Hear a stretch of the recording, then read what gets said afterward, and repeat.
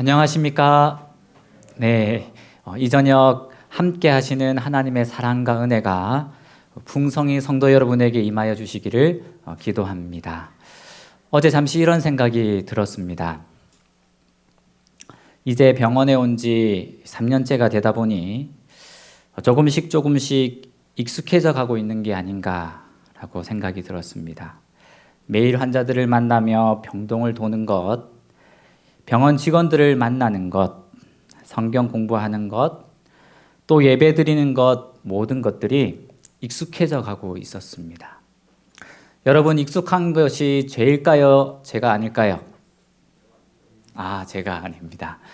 근데 익숙해져 버리면 소중한지 모르게 됩니다.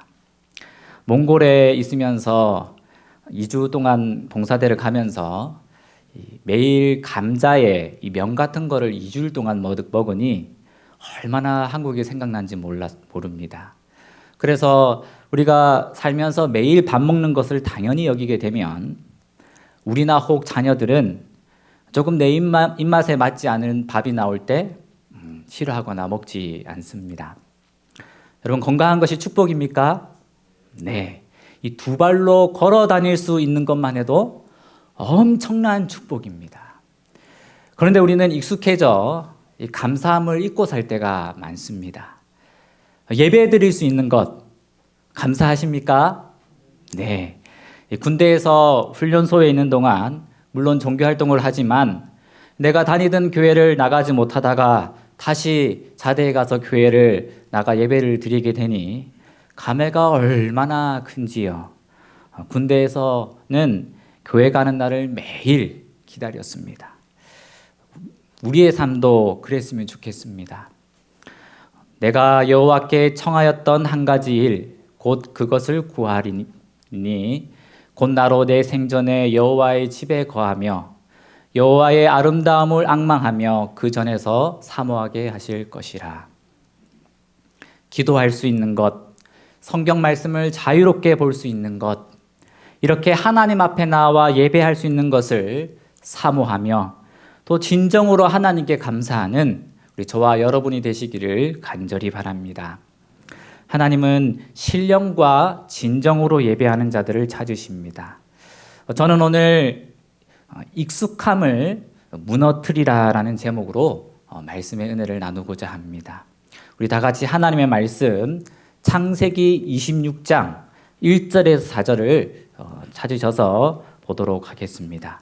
아브라함 때에 첫 흉년이 들었더니 그 땅에 또 흉년이 들매 이삭이 그랄로 가서 블레셋 왕 아비멜렉에게 이르렀더니 여호와께서 이삭에게 나타나 가라사대 애굽으로 내려가지 말고 내가 내게 지시하는 땅에 거하라.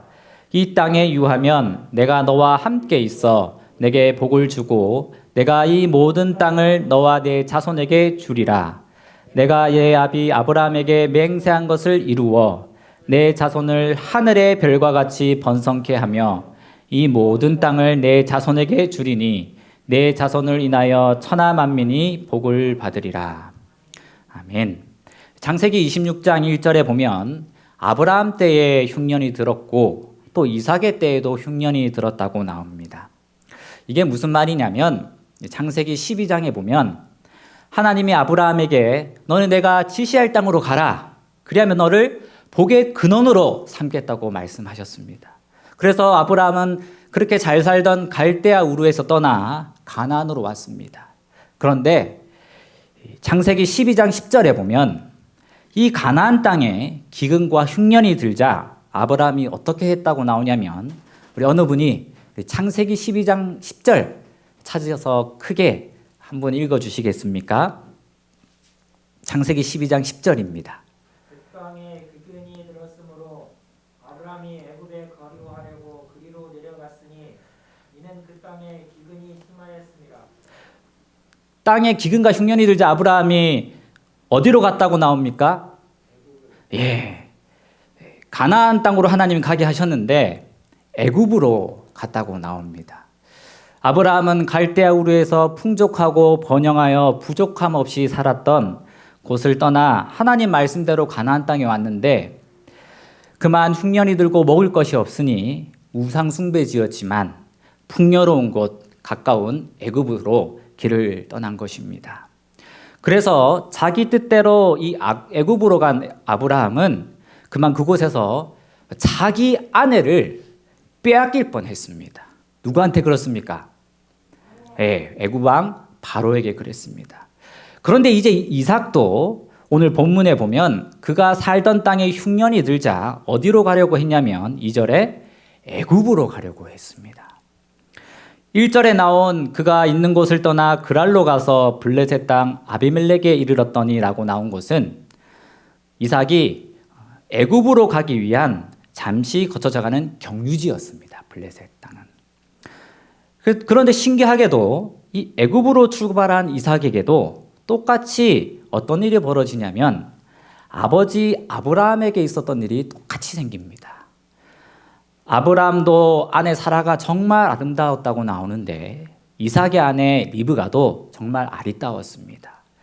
그만 블레셋 왕 아비멜렉이 그의 아내 리브가를 보고 있었던 것입니다. 9절에 보면 26장 9절에 보면 이에 아비멜렉이 이삭을 불러 이르되 그가 정녕 내 아내언을 어찌 내 누이라 하였느냐. 이삭이 그에게 대답하되 내 생각에 그를 인하여 내가 죽게 될까 두려워하였음이로다. 이삭은 아버지 아브라함이 범하였던 죄를 똑같이 범하였고 또 똑같은 일을 당하게 됩니다. 물론 흉년이 들어 견디기 어려웠지만 먹을 것이 다 떨어졌지만 가족들의 생명에 위급한 상황에 처했다 하지만 아브라함과 이삭은 어떻게 행동한 것입니까? 그곳에 가면 안 된다는 것을 알면서도 모든 사람이 아는 것처럼 익숙한 대로 성경에 나온 많은 사람들처럼 애굽으로 내려갔습니다. 이 성경의 다른 부분에 보면 이 나오미와 룻도 흉년 때 어디로 갔다가 모든 것을 다 잃고 돌아왔다고 나옵니까? 애굽으로 갔다가 되돌아오지 않았습니까? 오늘 본문의 이삭도 그와 마찬가지로 익숙한 모습대로 행하는 것을 볼 수가 있습니다. 그런데 이것이 사람의 본능입니다. 제가 처음에 익숙한 게 죄라고 죄인지라고 질문을 하였는데 저는 익숙함은 편안함은 인간에게 죄를 가져온다고 생각합니다. 그리고 익숙함은 우리의 가장 소중한 것을 잃게 만들 것입니다. 그래서 하나님은 우리가 이 죄 많은 세상에서 익숙하지 않게 하기 위해서 인생의 수고와 걱정이 많게 하셨습니다. 생애 빛에 보면 그분은 시련과 고통으로 인해 인생의 수고와 걱정이 가득하게 하셨다. 이 고통들은 죄가 빚어낸 수치와 파멸에서 사람들을 건져내어 구원하는 데 도움을 줄 것이다. 사랑하는 성도 여러분, 이 땅의 익숙함에 속아서 소중한 것을 잃지 않는 우리 저와 여러분이 되시기를 간절히 바랍니다. 이스라엘이 남방 유다와 북방 이스라엘로 나뉘었을 때에 북방 이스라엘이 먼저 망한 이유가 있습니다. 그들은 여로보암의 죄에 익숙해져 있었습니다. 이 도표에 보시면 북방 이스라엘 이 왕조와 남방 유다 이스라엘 왕조가 나오는데 북방 이스라엘 왕조 중에 빨간색으로 동그라미로 여로보암이라는 왕이 2명이 있습니다. 초대 왕과 13번째 여로보암 2세 왕입니다. 그런데 이 열왕기 왕하 14장 24절에서 25절에 보면 뭐라고 나오냐면 13번째 여로보암 왕 2세는 첫 번째 여로보암의 죄를 떠나지 아니하였다고 나옵니다. 죄를 떠나지 아니하였다라는 말의 원어적인 뜻은 죄에 익숙해져 있었다는 겁니다. 근데 이 왕뿐만이 아니라 북방 이스라엘의 모든 백성들도 그리하였습니다. 무려 여로보암 1세부터 여로보암 2세 왕까지 사이가 159년이나 되는데 159년 동안 이스라엘은 여로보암이 베델에 세운 금송아지 우상숭배의 죄에서 떠나지 않고 익숙해져 있었던 것입니다. 하나님이 멸망시킬 수밖에 없었습니다. 우리 사랑하는 성도 여러분, 우리도 우리의 삶과 신앙을 뒤돌아보아야 합니다. 나의 반복되는 행동과 습관들, 또 나의 행하는 신앙들이 혹 익숙해져 있지 않은지 한번 뒤돌아보고 생각해 보아야 합니다. 그래서 우리는 그래도 여전히 하나님이 나에게 베푸시는 자비와 사랑을 절대 그래서 망각해서는 안 되는 것입니다. 여호와로라 여호와로라 자비롭고 은혜롭고 노하기를 더디하고 인자와 진실이 많은 하나님이라. 인자를 천대까지 베풀며 악과 가실과 죄를 용서하리라. 부디 우리가 어떠한 죄를 지었다 할지라도 용서해 주신 하나님 앞에 나와 나의 못된 습성과 또 사람들과 하나님을 가슴 아프게 하는 것들로부터 뒤돌아서시기를 바랍니다. 생의 빛에 보면 고통의 부르짖음이 전혀 들리지 않는 마을도 있었다. 그분께서 그 가운데로 지나시며 모든 병자를 고쳐주셨기 때문이라고 기록하고 있습니다. 하나님을 만난 사람은 착한 사람이든지 악한 사람이든지 강한 사람이든지 약한 사람이든지 모든 사람, 비록 작은 아이라 할지라도 모두 다 고침을 받고 돌아갔습니다. 우리가 믿는 이 아버지는 무한한 사랑을 가지고 있는 하나님임을 기억하시기를 바랍니다. 이 무한한이라는 뜻은 한계가 없다는 것입니다. 공간이나 시간의 제약을 받지 아니하시는 하나님께서 오늘 저와 여러분들을 도와주실 것입니다.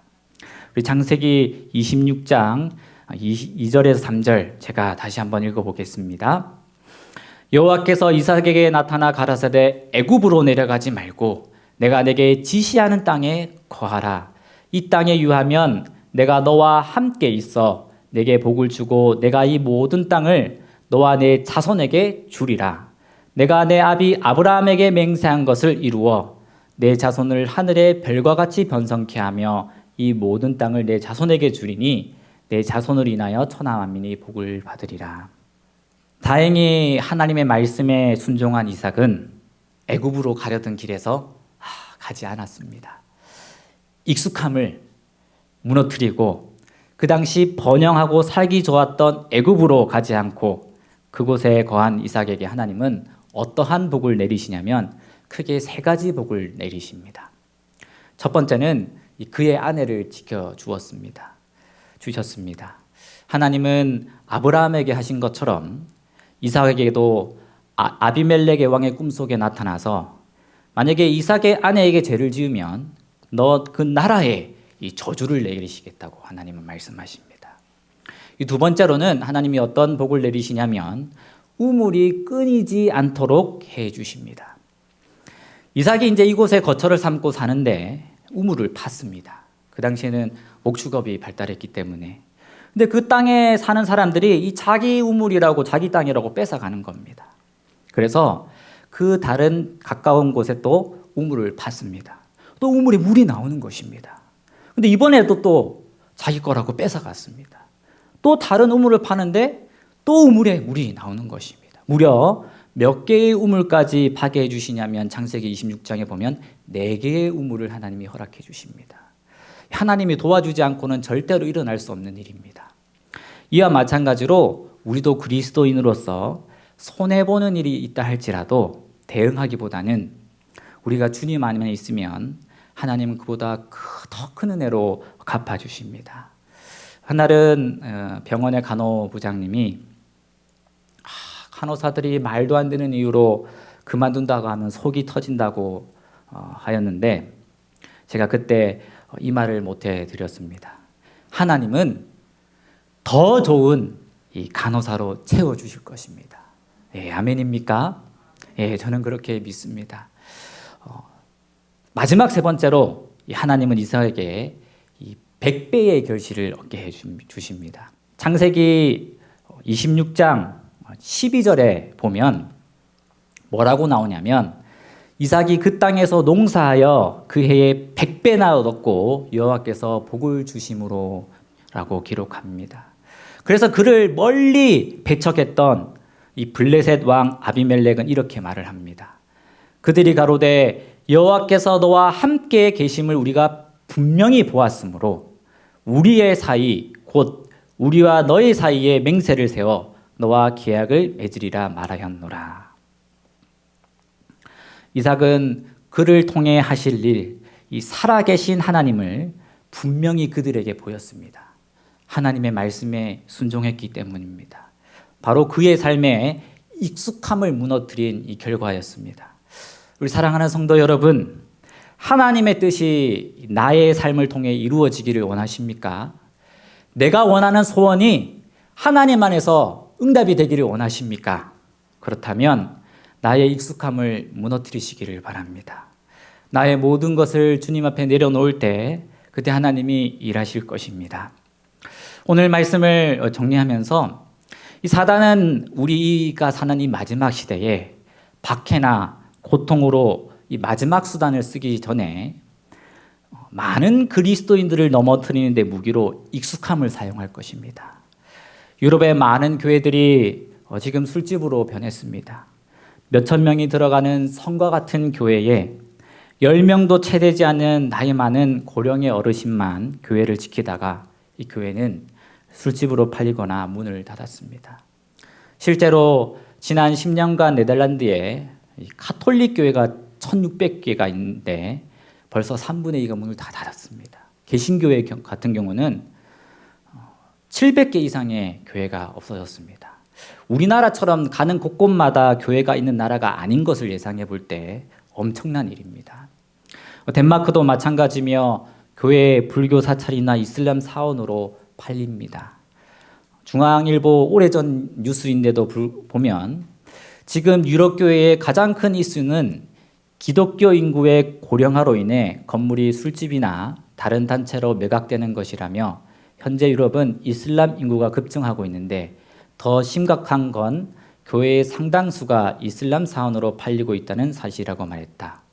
영국의 스탠포드셔 교구의 성 베드로 성당도 얼마 전 무슬림에 매각되었다고 기사를 썼습니다. 이제 이 유럽의 모습은 지금 미국도 따라가고 있습니다. 한국은 어떨까요? 네, 한국도 점점 기독교 인구가 감소하고 있습니다. 그런데 여러분, 핑계일 수도 있지만 코로나로 인해 또 여러 가지 사정과 이유로 인해 혹 나도 따라가고 있지 않습니까?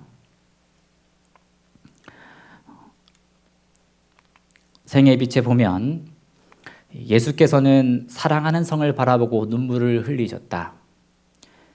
예루살렘이 그분의 길이요 진리요 생명으로 받아들이지 않을 것이기 때문이었다.